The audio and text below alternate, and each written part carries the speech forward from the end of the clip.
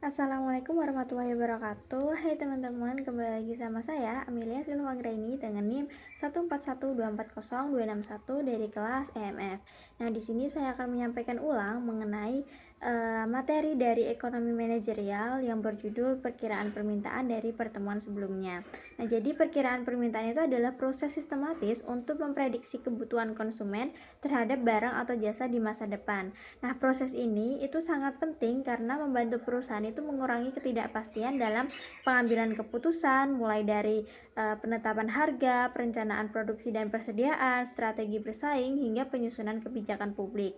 Nah, faktor-faktor seperti harga produk, harga barang substitusi, penetapan konsumen, promosi, dan jumlah penduduk itu mempengaruhi tingkat permintaan.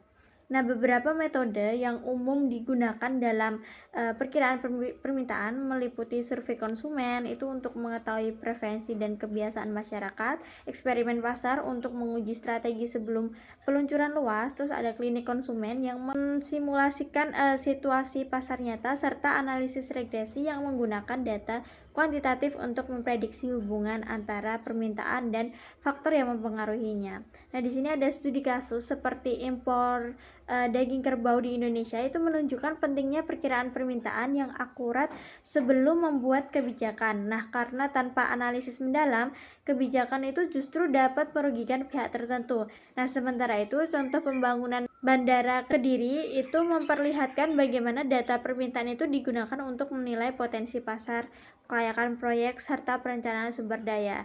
Nah, secara keseluruhan, perkiraan permintaan itu berperan penting dalam perencanaan strategis perusahaan maupun pemerintah. Nah, dengan informasi yang akurat, manajer itu dapat membuat keputusan yang lebih efektif, meminimalkan resiko, dan memaksimalkan peluang di pertumbuhan di masa depan. Jadi, kurang lebih segitu aja video dari saya mengenai perkiraan permintaan. Kurang lebihnya mohon maaf. Terima kasih dan sampai jumpa.